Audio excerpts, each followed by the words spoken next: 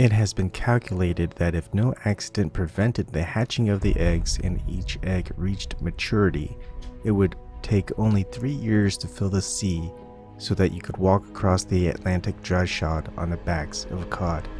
Alexandre Dumas.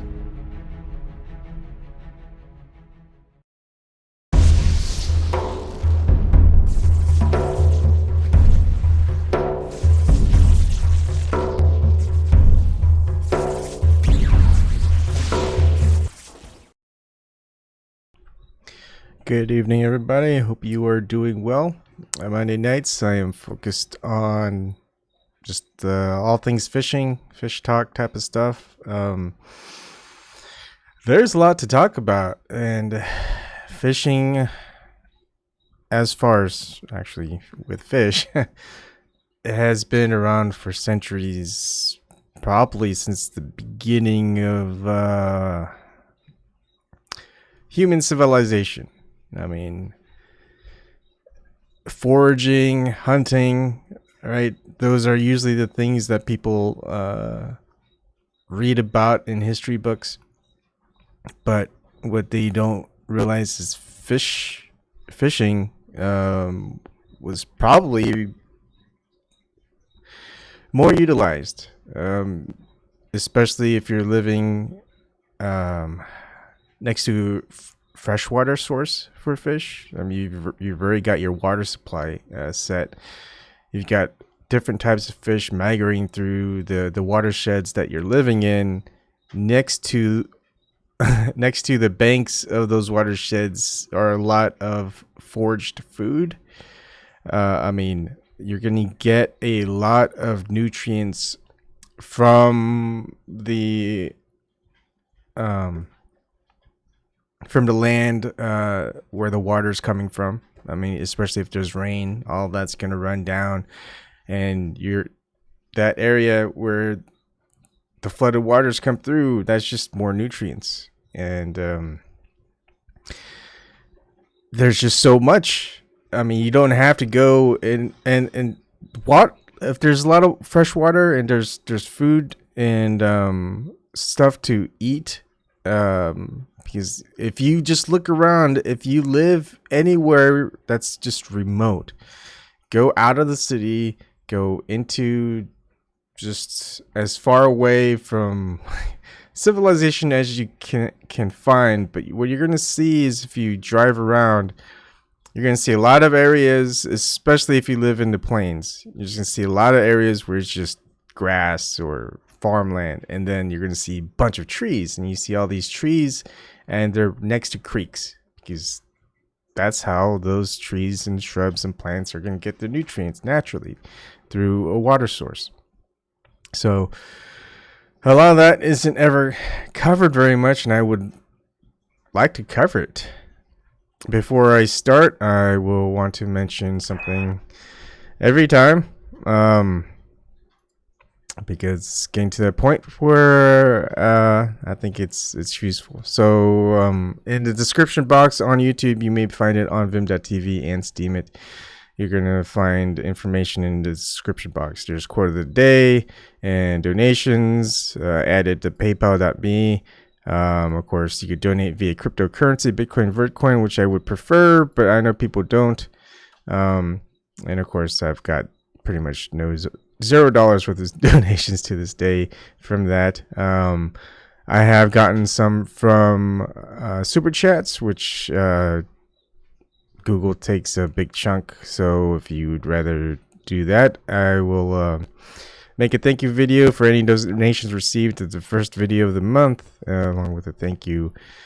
And some of it will be paid will be used to pay for the Zoom meeting. That's more of the pro version. I may have to settle for the free version if I don't raise enough money.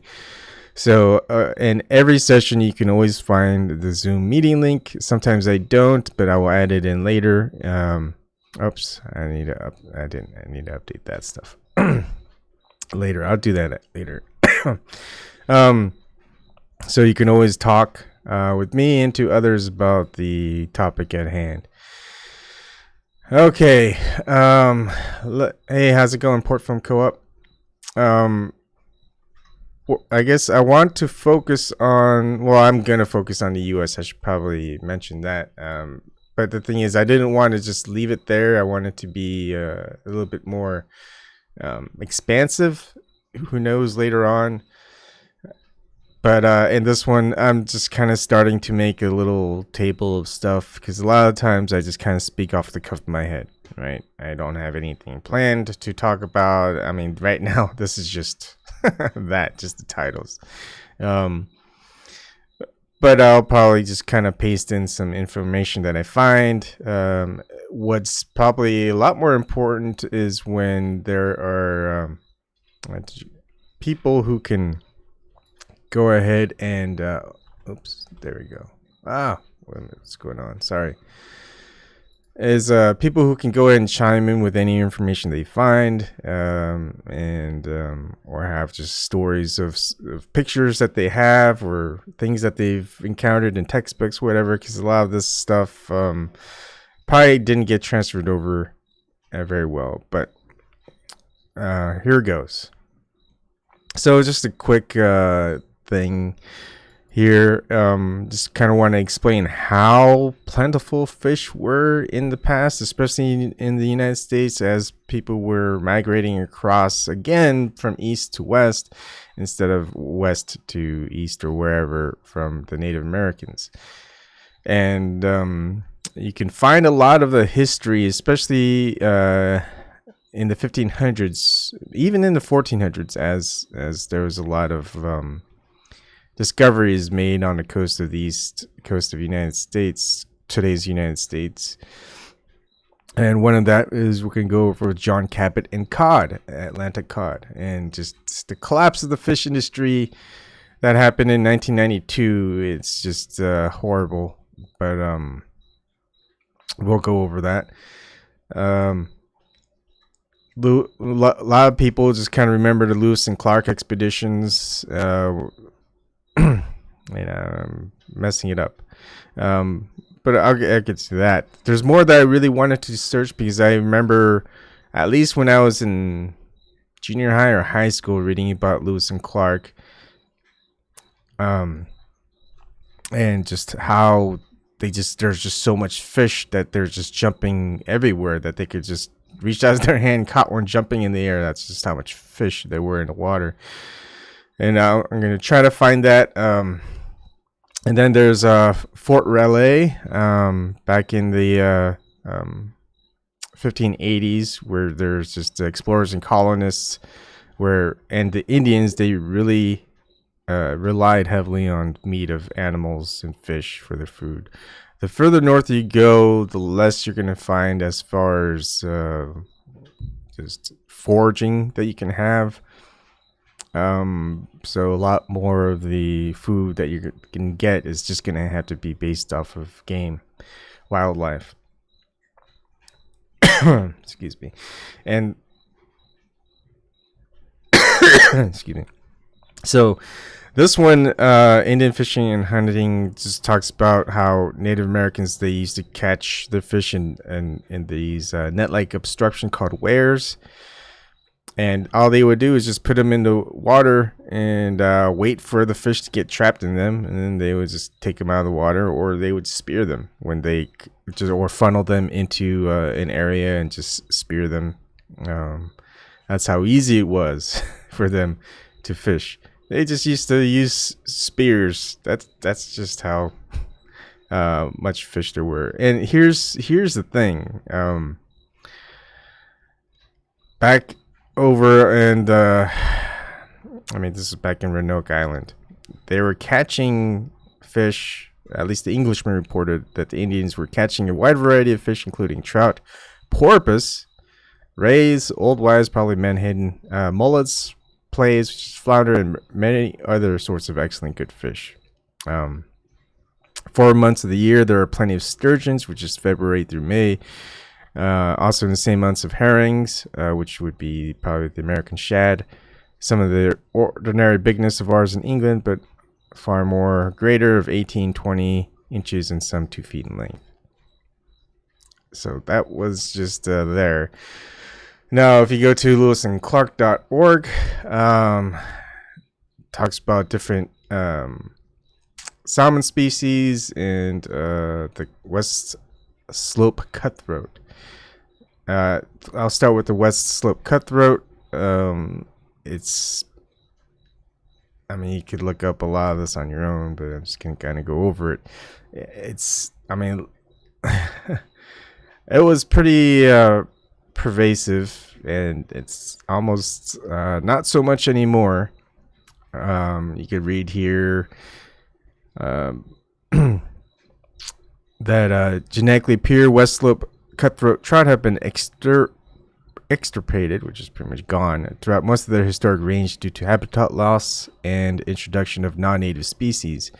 Remaining populations survive in isolated populations, mostly in headwater streams above natural downstream barriers. The introduction of rainbow and brown trout into Missouri River tributaries eliminated the West Slope cutthroat trout from most of its eastern range in Montana. Introductions of non-native kokanee salmon, lake trout, and lake whitefish into Flathead Lake and the Flathead River system caused drastic declines in West Slope cutthroat trout populations. Existing populations are in imminent danger from land use activities and hybridization with introduced rainbow trout, resulting in cutbows and Yellowstone cutthroat trout. Even the strongest populations in Glacier National Park and the Flathead Basin of Montana are in serious decline.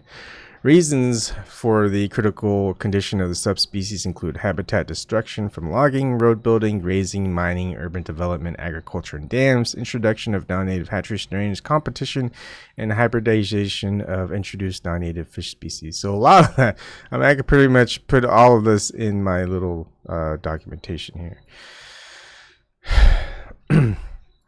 So as far as the Lewis and Clark days, here's what was reported. Perversions in the quartz on board larder had dwindled considerably by the time they reached the forks of the Jefferson. They had built but little of their salt meat left, and only a few remnants of the corn they had departed Fort Mandan with. Near a fortunate camp on August 19, 3 hunters bagged 2 deer, while several of the men caught some nice large West Slope cutthroat trout. Some of the other men, according to Private Whitehouse, hauled the fish net across the river but caught none any other way but with a hook and line. Hook and line fishing was mediocre the next day also, and the hunting was worse. On the 22nd, however, the luck changed when the Indians, very kind and friendly, helped them make a fish drag out of willows. They tied bunches of them together and made it long enough to reach across the river, and it caught with it 520 different kinds of fine panfish. I mean, can you imagine that? I can't even. I have a hard time naming 20 different kinds of panfish, let alone 520. Obviously, he meant 520 fish of different kinds. Of course, maybe that makes it more correct. But still, 520 fish, different kinds. That sounds more reasonable. But man, can you imagine 520 different kinds of panfish? All right, so I should have read that more. But still, 520 fish? I mean, that's just amazing. We divided them with the natives, he continued, and gave them a mess of boiled corn, which they were fond of. And then there's Great Falls catch. Lewis had first seen this fish when Private Silas Goodrich caught half a dozen at the Falls of the Missouri on 13th of June, 1805. He observed that these fish precisely resemble our mountain or speckled trout in form and the position of their fins, but the specks of these are deep black instead of the red or gold color of those common to the United States. These are furnished long, sharp teeth on the palate and tongue and have generally a small dash of red on each side. Behind the front ventral fins, the flesh is of pale yellowish red, or when in good order, of a rose red. Oh yeah, people who eat trout, you guys know. Yeah, and that's why they're called cutthroat trout. You know, it's like cutting someone's neck. You know, on their cheeks, you got that dash of red. Very colorful fish. You can see here a little bit better. A lot of people just recognize this type of trout.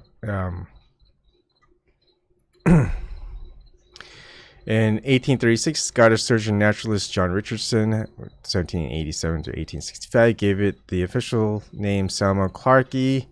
It has since been renamed Ornithorhynchus hook-nosed clarkii. It is commonly West Slope cutthroat trout. There have never been any other Pacific salmon in the Missouri River Basin. All right, none.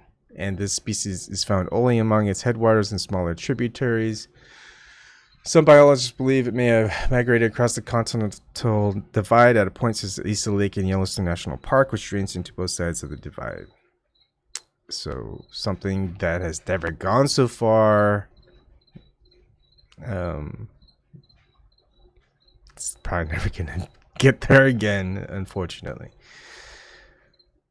And there's Bob Mersma. An awful lot of hydraulical manipulation went on as people moved into North America. Dams, drainage, landscape leveling, deforestation, all that and more plays into it. Not to mention agricultural chem runoff, and then you have invasive species, culling and planting, etc. Yes, so much we can cover just on fishing alone.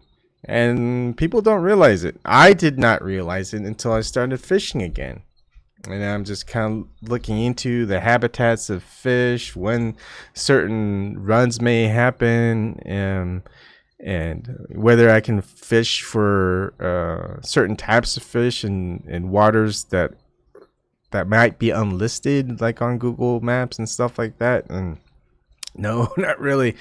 I would say it's few and far between. You're going to find a lot of naturally occurring migrating fish in the United States that you can fish for. That could be pretty much regulated to very like 1 or 2 river systems and stuff like that these days. Even when I was in Massachusetts, going all over New England, I wanted to fish for a lot of different wild fish, if not native, because you can have non-native wild fish. I mean, for example, they're not bred from like a fish stocking area or hatchery. They're just born wild, but of course that doesn't necessarily mean they have to be native. They could be non-native. Anyways, we'll learn more about that now and the later, and with the propaganda of fishing. So going on to the 4 salmon species, and again, this is on the lewisandclark.org, and then we'll move on to the cod, brook trout, and then we'll go to the cod. I mean, trout is the salmonid species is incredible as far as United States is concerned. Okay, pardon me for the cough. Introduction. Without human beings, salmon have no names, but because we're able to distinguish one from another, their differences have become words, and to some of us, a litany. They're American words, Indian words transformed by folk etymologies, Greek words, Russian words. Meriwether Lewis and William Clark observed and described 4 fish belonging to the salmonid family that were previously unknown to scientists, and that were basic foods for thousands upon thousands of Indians west of the Rockies, but also for grizzly bears on the west slope of the Bitterroot Mountains. The explorers' perceptions were necessarily incomplete, since they saw these fish for only brief periods and only at certain times of the year, yet they were generally accurate as far as they went. These 4 fish are anadromous, for the Greek, for running up, spending their adult lives in the Pacific Ocean, then literally sniffing their way up coastal rivers, fighting rapids and leaping falls as much as 15 feet high until they reach their natal nesting places. Now, also, there's the Atlantic salmon on the East Coast, which is in bad shape. But we're talking about this one because Lewis and Clark went west. All right. There the females dig pits in gravelly places. The males fertilize the eggs with their milt, and the female cover the eggs with gravel. The new salmon, called fry, hatch in from 60 to 200 days, depending on the temperature of the water. After eating the yolk of the egg sac in which they were born, the fry wriggle out of their gravel nest to find more food, and their own great mysterious, miraculous journey begins. As they work their way upriver, the silvery Pacific salmon change color, and the males gradually develop hooked noses. Ornithorhynchus is a Greek word meaning hooked. Onkos, nose, rhynchos. Then both parents die. Steelhead trout and Atlantic salmon, however, may spawn several times before the demise. I mentioned that before, but all right, that's good to know. So, first encounters on August 13th, 1805, at the Shoshone camp on the LBRY River in Idaho. An Indian, himself extremely short on rations, hospitably gave Lewis a small morsel of the flesh of an antelope boiled and a piece of fresh salmon roasted, both which I eat with a very good relish. This was the first salmon I had seen and perfectly convinced me that we were on the waters of the Pacific Ocean. The captains immediately made important contributions to the forthcoming science of ethnobiology with their detailed descriptions and drawings of the Indians' fish traps, weirs, and spearing, gigging techniques. After their torturous, hungry crossing of the Bitterroot Mountains, they arrived at the forks of the Clearwater River in late September, evidently at the end of the fall salmon run. One of the young men took his gig and killed 6 fine salmon. 2 of them were roasted, so he speared 6 salmon. 2 of them were roasted, and we ate. By the first day of October, they, as well as the Nez Perce Indian hosts, were reduced to eating dried salmon, which the men of the Corps complained as working on them as much as a dose of salt. Tainted with a bacteria to which the men's stomachs were unaccustomed, it produced the same effect as Glauber salts, a common emetic. That's interesting. They were astonished at the numbers of salmon they saw upon their arrival at the Columbia River on October 18, 1805. We saw a great many dead salmon floating on the river, wrote Sergeant John Ordway, and saw the living jump very thick. Clark added that the number of dead salmon on shores and floating in the river is incredible to say. Ignorant of the species' life cycle, none of the journalists ventured any theories about what they saw and evidently heard no explanations from the Indians. So that's when they spawn and die. Spring encounters. Homeward bound on April 17th, 1806, they passed through the vicinity of the Dallas, Oregon, and Celilo Falls. The expedition members, not to mention the local Indians, were anxious. The salmon not having made their appearance proves a serious inconvenience to us. While camped near the Nez Perce village while waiting for the snow-choked Bitterroot Mountains to thaw a little, both the Corps and the Indians eagerly looked forward to the arrival of the spring salmon run. On May 18, 1806, Lewis wrote, Early this morning, the natives erected a lodge to the opposite side of the river near a fishing stand a little above, as no doubt to be in readiness for the salmon, the arrival of which they are so ardently wishing as well as ourselves. Lewis assumed the salmon runs was related to the stage of spring runoff. At Camp Chopinish on June 2nd, 1806, he wrote, I begin to lose all hope of any dependence on the salmon, as this river will not fall sufficiently to take them before we shall leave it. And as yet I see no appearance of their running near the shores, as the Indians informed us they would in the course of a few days. He was in a tight spot. I find that all the salmon which they procure themselves they obtain on Lewis's River, and the distance thither is too great for us to think of sending after them, even had we merchandise with which to purchase. Can you imagine them now trying to go do the Lewis and Clark expedition? They're not going to find any of that stuff going on. In desperation, following the advice of the Indians, he sent Sergeant Ordway and Privates Fraser and Weiser on a long trek over to Lewis's River, today's Snake River, to get salmon. Setting out on May 27th, they understood from their Indian informants that the Snake was only a half a day's ride to the south, but proved to take 3 days, and they didn't get back to Camp Chopinish until noon on June 2nd. Most of the 17 salmon they brought were nearly spoiled, but the rest were edible. That's the problem with salmonids, is they like to live in cold waters, so once they're out of the cold water, they spoil pretty fast. Anyways, those which were sound, wrote Lewis, were extremely delicious. Their flesh is of fine rose color with a small admixture of yellow. And they'll go on to the Chinook common salmon. I mean, that's just the importance of fish and the salmon there, which are migratory. They would not. You block off their migratory runs, and no more salmonids. No more salmon. Kshatriya is the Russian name for this species around Kamchatka, USSR. The word Chinook, probably from the Indians the same name who lived at the mouth of the Columbia River, entered the English language around the middle of the 19th century. Largest of the subfamily Salmonidae, Chinook can grow to nearly 5 feet in length and more than 100 pounds in weight. though most mature specimens are under 50 pounds. Chinook can therefore cope with faster currents and will spawn during spring runoff as well as in the summer and fall. It was the mainstay of Indian economy throughout the coastal river systems and is still the most important salmon in the sport and commercial arena. Lewis described the Chinook or king salmon on March 13, 1806 while at Fort Clatsop. The common salmon, red char, sockeye salmon are the inhabitants of both the sea and rivers. The former is usually largest and weighs from 5 to 15 pounds. Whew, that can feed you for a while. It is this species that extends itself into all the rivers and little creeks on this side of the continent into which natives are so much indebted for their subsistence. The body of this fish is from 2.5 to 3 feet long. Oh man, I would love to catch one. And proportionally broad. It is covered with imbricated overlapping scales of moderate size and is variegated with irregular black spots on its side and gills. The eye is large and the iris is of a silvery color, the pupil black.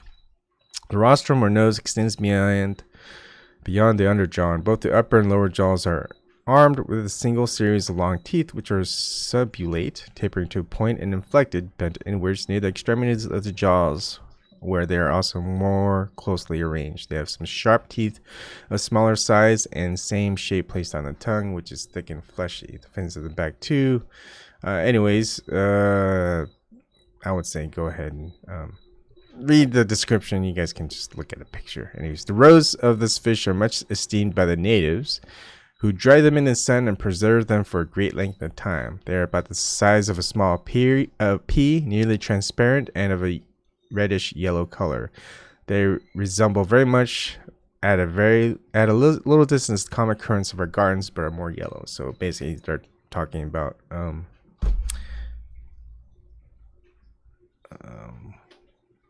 what is that term? Caviar. They're talking about caviar. Bob saying, I forgot sewage and industrial waste dumping, but those are just more logs on the fire. We have creeks here that were once considered navigable streams, not only by chance either, that are now little more than a trickle except during spring snow melt and rains. Sockeye red char. Nurka is the Russian popular name of the species.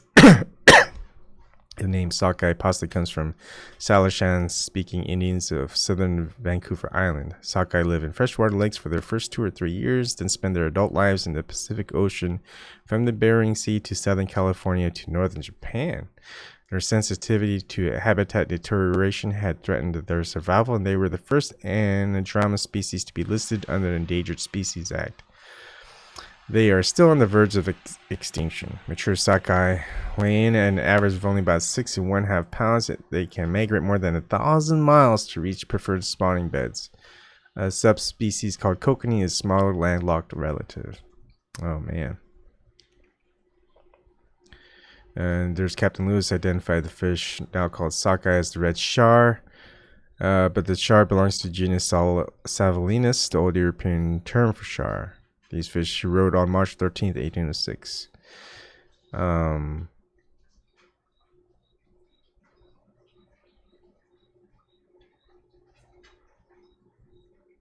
Anyways, you guys can go read that.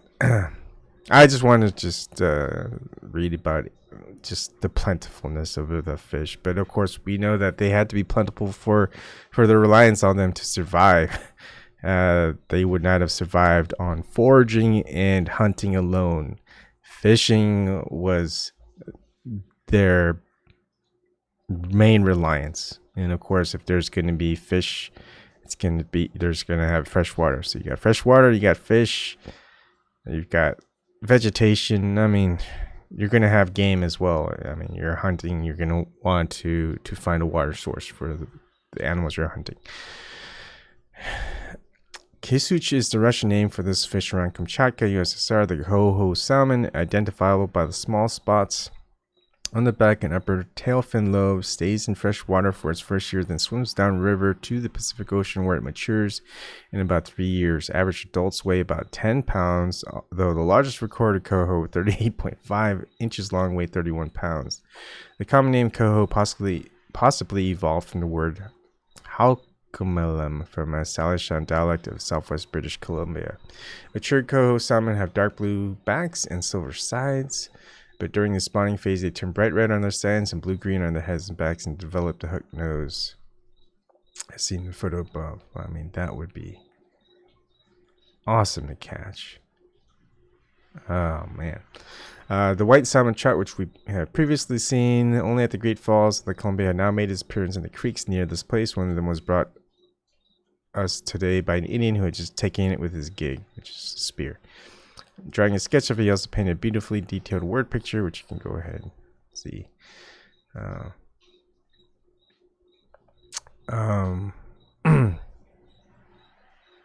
In general, anadromous fish en route back to the reds do not eat, although they will strike hard at artificial lures. Anyway, steelhead, salmon trout, which a lot of people typically fish for, that are stocked in a lot of United States waters. In 1992, the steelhead trout, Salmo gardneri, the species named in memory of Meredith Gardner, a 19th century naturalist, was reclassified in genus Oncorhynchus hooknose and micus, a Siberian word for the species, a Siberian word. There are two races, both native to western North America. The common name of the freshwater OM is rainbow trout, a colorful game fish that has been transplanted worldwide. The sea wren or anadromous rainbow trout is called steelhead, a word that entered the common nomenclature in the early 1880s. Unlike salmon, steelhead can spawn several times, although the hydropower dams on the Columbia River system have interfered with that pattern, and the species has been classified as threatened under the Endangered Species Act. On December 12, 2000, biologists for the Yakima Indian Nation released the first of 110 revived and rehabilitated kelts, as between spawning steelhead are called, into the Yakima and Columbia rivers. All are wearing identification tags, clip fins, and inch-long cylindrical radio transmitters in their throats for tracking, DNA testing, and genetic research. Rugged class steelhead can attain length of up to 45 inches and a weight of more than 40 pounds. And this is described by Lewis on March 13th, 1806, while at Fort Clatsop.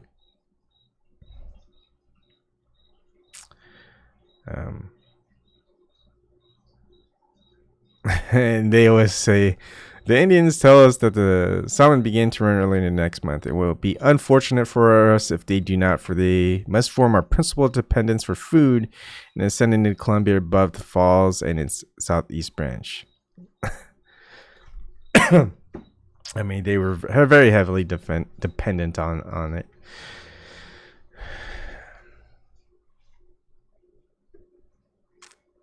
Okay, and we'll go into all the dams and stuff like that. But brook trout, there's roadmap to restoration as well, and this is a good read. Brook trout are fun to fish, good to eat. They have small scales, so you don't even need to descale them or scale them. They're very easy to catch, in my opinion. Good night.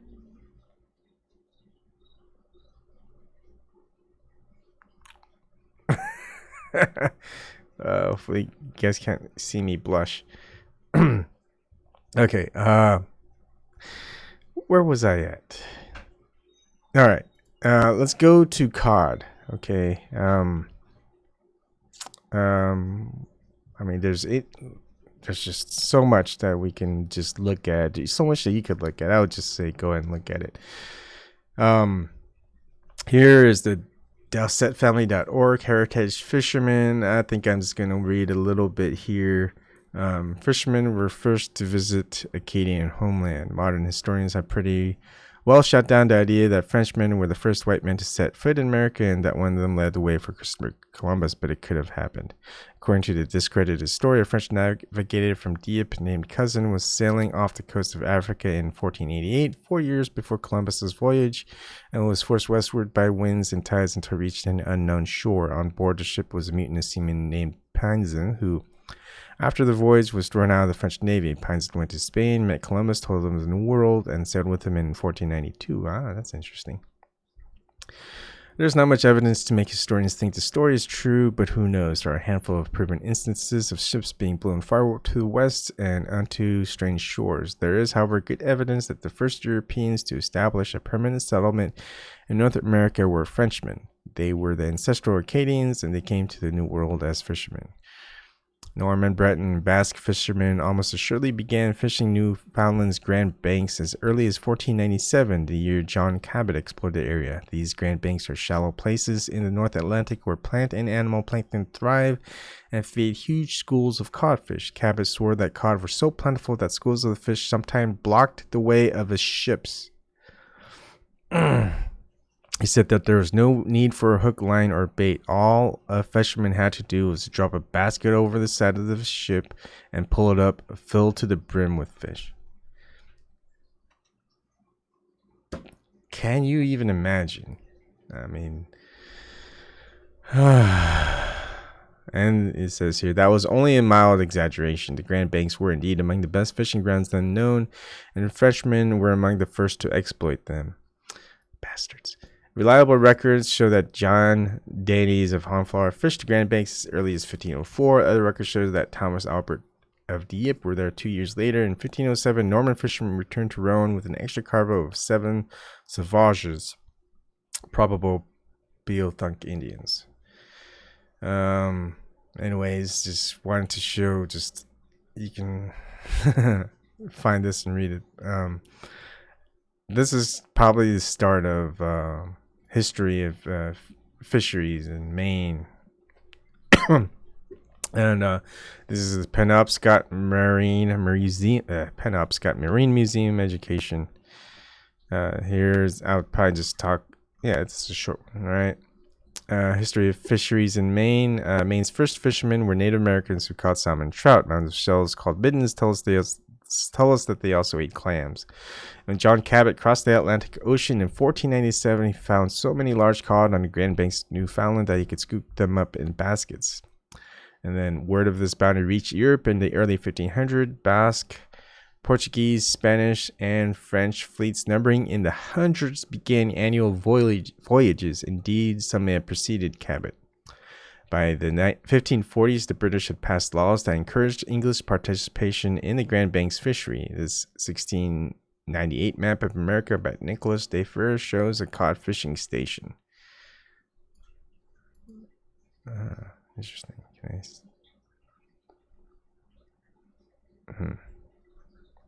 Hard to get a good zoomed up image of it. By the 1600s, Europeans were learning about the significant fish stocks in the Gulf of Maine and along Maine's coast. Well, before the Pilgrims settled the Plymouth colony in 1620, expeditions like those of Bartholomew Grosnold, Martin Pring, George Weymouth, George Popham, and especially John Smith in 1614 reported plentiful fish stocks along the coast of Maine. The coast became a popular summer fishing ground with 26 ships visiting in the 6 years before the Pilgrims arrived. Gosnell named Cape Cod in 1602, and Smith put it on the map in 1614. This was a factor in the Pilgrims' decision about a settlement area. So, fish. The reason they knew they could make a settlement was because the fish were plentiful. So the first permanent settlements in Maine were fishing stations established in the 1620s at Monhegan Island. Other fishing settlements developed on Damariscove Island, Cape Newigan on Southport Island, and Matinicus Island, and at the Richmond Harbor just south of Portland. Although Maine's maritime population grew slowly in the colonial era, the fishers remained an important part of the region's overall economy. Cod fed the slaves in the West Indies and were sent to cities in colonial America. After the American Revolution, British markets to the British West Indies were closed to Americans. The federal government stimulated the fisheries by providing a bounty based on the size of the fisherman's vessel and on the vessel's annual catch. And a lot of politics and governments help to decimate fishing populations just as well. And yeah, a lot of this you can go and read. It's it's pretty horrible, and that's the thing that disappoints me is, like, could you imagine if all of these watersheds and waterways were intact, and people think that the agriculture that we have, which is pretty much a few staple crops, are able to feed everyone and of course we know it's not very healthy, but just fish being plentiful and just a lot more. Just, it's just. I think a lot more people could easily be fed and pretty cheap. I mean, rather than worrying about growing stuff, you just go grab a bucket, put it in the water, grab a couple of fish, and you've got a meal for a couple of days. That's just how much fish there were. And yeah. Anyways, after the War of 1812, fisheries grew dramatically in both Maine and Massachusetts, which in the mid-19th century vied for the position of top fishing state in the country. After repeal of the bounty, Maine's share of the cod and mackerel fisheries dropped dramatically from 5% in 1860 to half that in 1870, and 10% by 1900. And there's a lot we can go ahead and talk about, but it's kind of going over the same thing. Now we're going to talk about cod. Cod was just so plentiful. And we're going to watch a quick video that's about 4 minutes long. But here it talks about the collapse of the Atlantic Northwest cod fishery. It's pretty bad. Maybe this video will cover it, so let's go and watch this video instead. All right.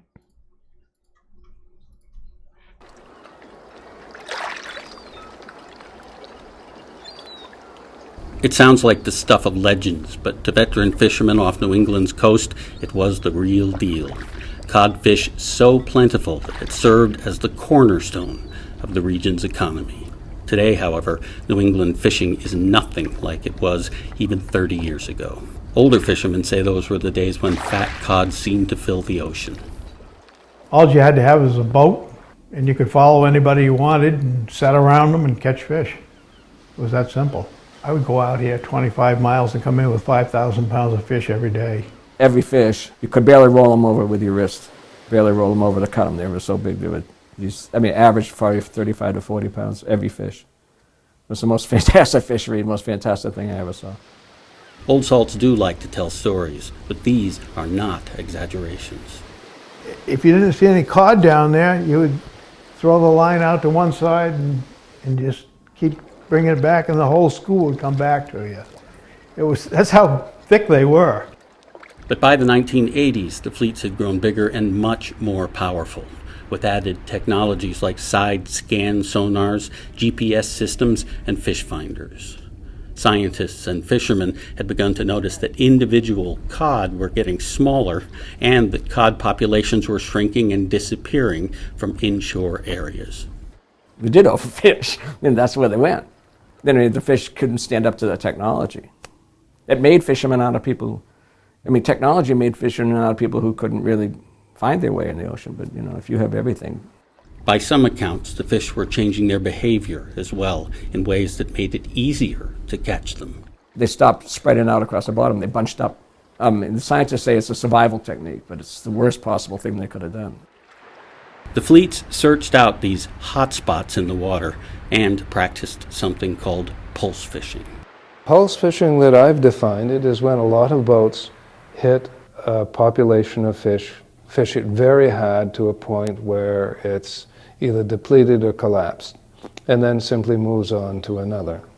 At the time, no one knew that many of these hotspots were essential breeding grounds for cod, or that when the hotspots were fished out, it would take decades to rebuild them. So we caught the big ones, caught the little ones, and then we're turning around and blaming everybody. Everybody is turning around and blaming everybody else that they were the problem. In the 1990s, cod counts hit their lowest point in recorded history. Just 12% of the level thought to be necessary to sustain a healthy population.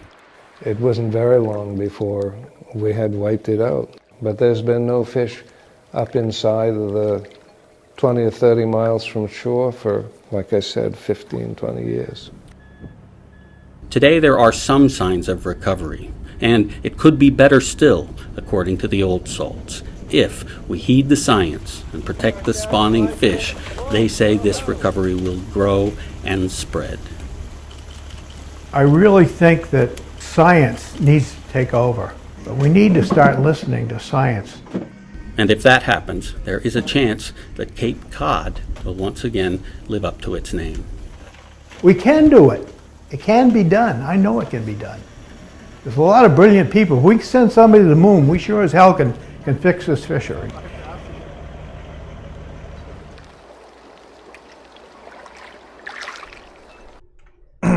I mean, it's sad. Just greed, overfishing, and all that stuff just decimated entire population of fish. Probably impacted a lot of other fish that probably relied on eating them as well. Probably even some mammals like whales and dolphins and stuff like that. And the one of the pictures that I got from that's used in the preview of this video is right here. The caption for it is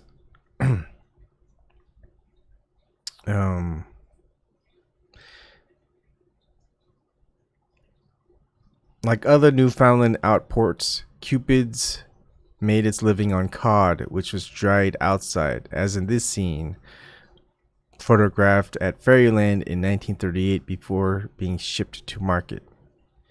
So you just see just littered dried cod.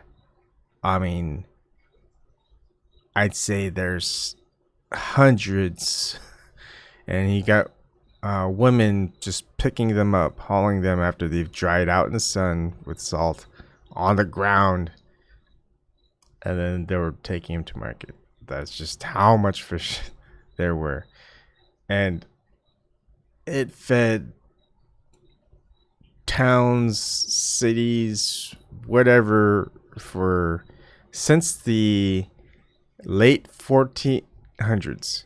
Okay, so you got all the 1500s, all the 1600s, 1700s, 1800s, 1900s, almost 2000s, almost 600 years. They supported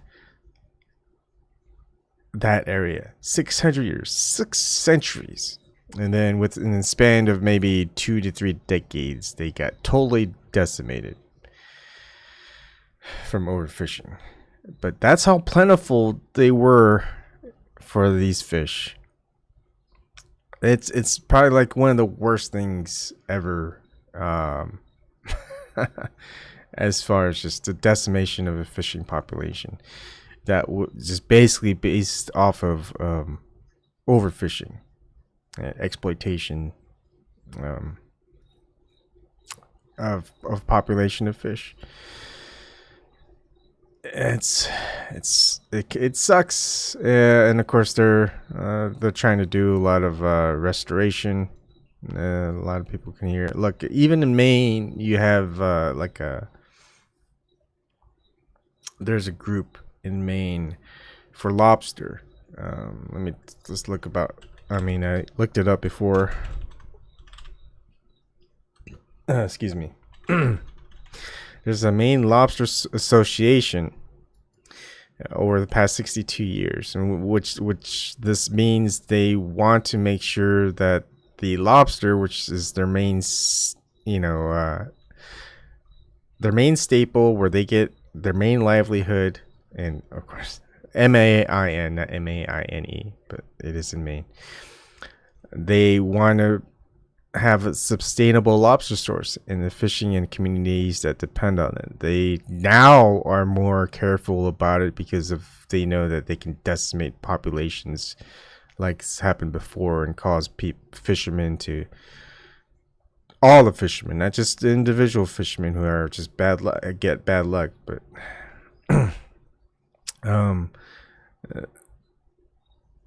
they want to make sure that they let go of the females, especially the females that are breeding, and that they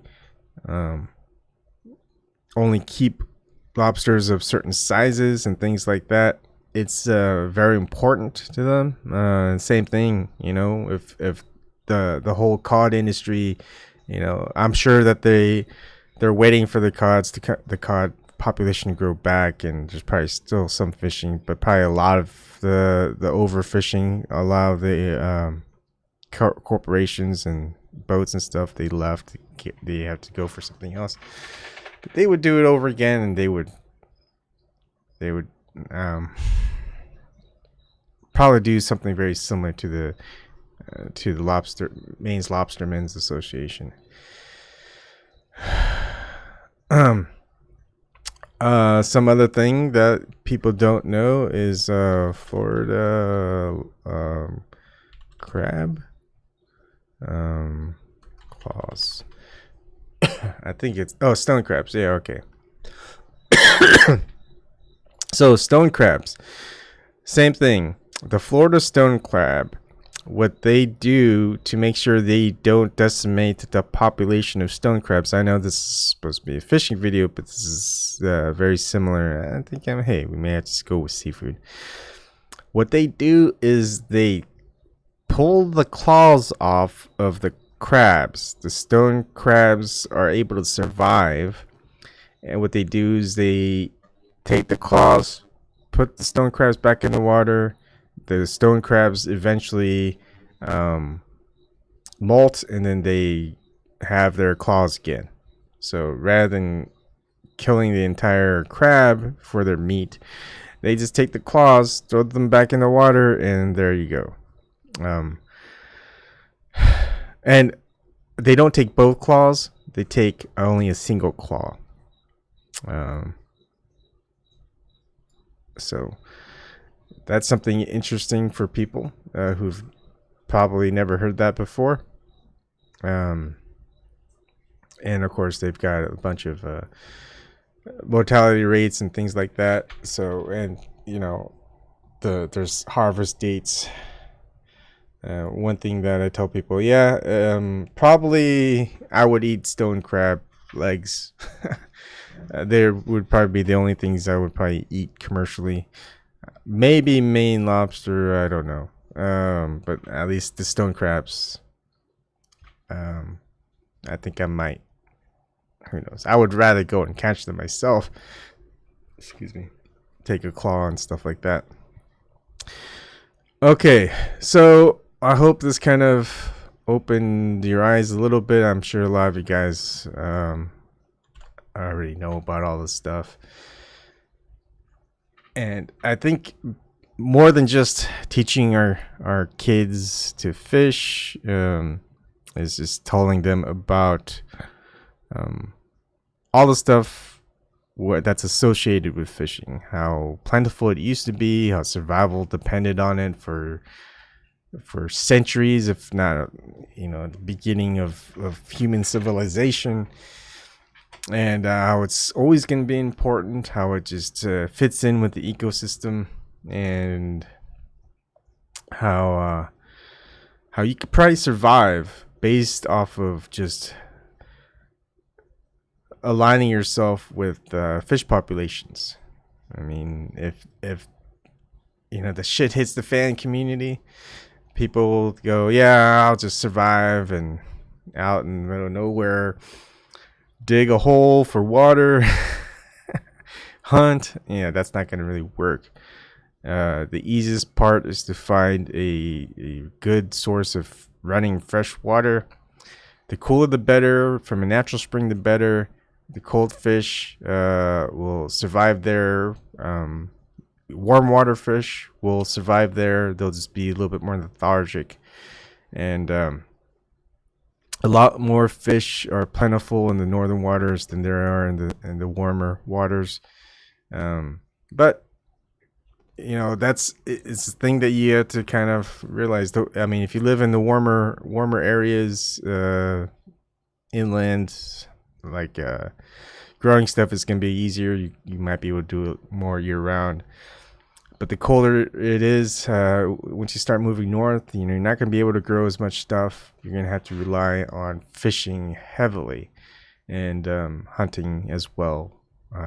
But fishing is going to be your main bet of survival. And I guess that's it. Eagle playing an anchor. I don't know what that sign means.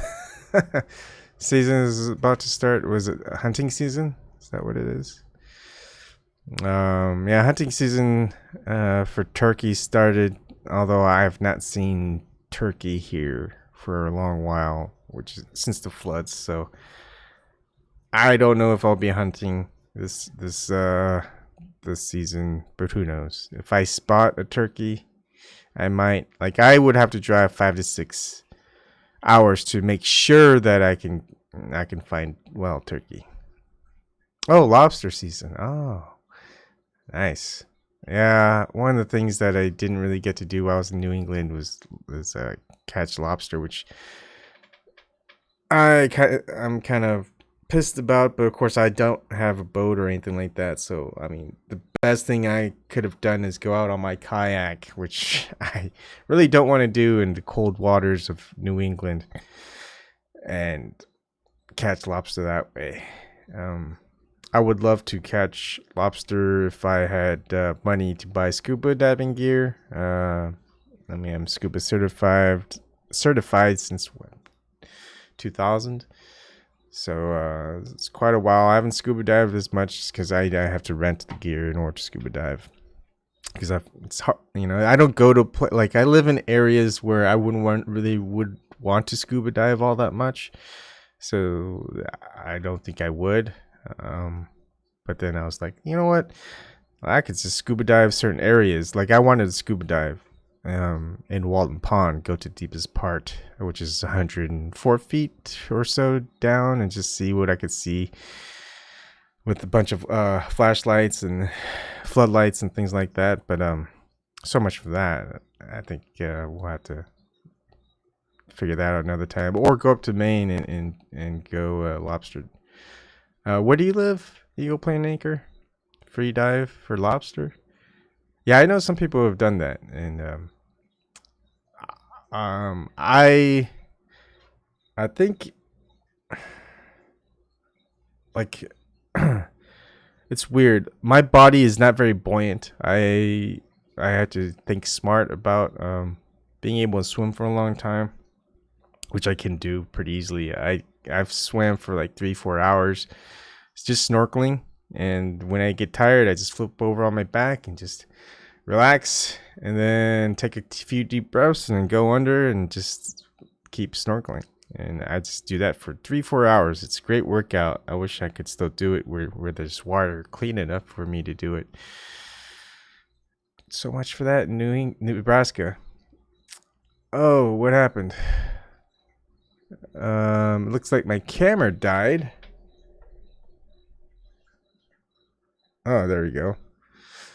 That's weird. I never had my camera die like that on me before. It's not a good sign. All right.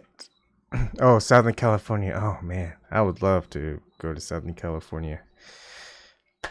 One day. Okay. So that is it, everybody. Thank you for joining me. Mondays we'll focus on fish related topics. Just wanted to showcase how fish was plentiful from a few excerpts, and how the decline of fishing populations have occurred with just commercial overfishing. And there's just so much to talk about with fishing. That's why dedicating it to Mondays is a good thing. Tuesdays, tomorrow night, I'll probably do something with the recipes, maybe with fish, maybe with homemade biscuits is always good. I mean, there's a thing that I was making with my daughter last week. It was pan de campo, which is cowboy bread, and it's basically biscuits, but just in a big pancake-like form. I would rather make probably biscuits. Biscuits last a long time. Aside from the butter and the milk, the ingredients are pretty simple. So it's good staple if you can just kind of bulk up on flour and baking powder and some sugar. And you don't need to use sugar if you live up north. You can probably try getting your own maple syrup in replacement, or if you live in kind of the warmer climates, you can maybe have a bee colony. My wife's gonna have a bee colony this coming spring, so that'll be interesting, and have our own honey, which will be awesome. Anyways, we'll do more topics tomorrow night. I may have a topic tonight if I feel okay with it. Typically it's just about the fallout and catch mechanisms of control systems, which I could probably just go off the top of my head, which I usually do anyways. So yeah, I might do that. You might see me in about half an hour once I prep for it and take a break, maybe a little bit later than that. Yeah, it's a good topic, Eagle, Plane, and Anchor.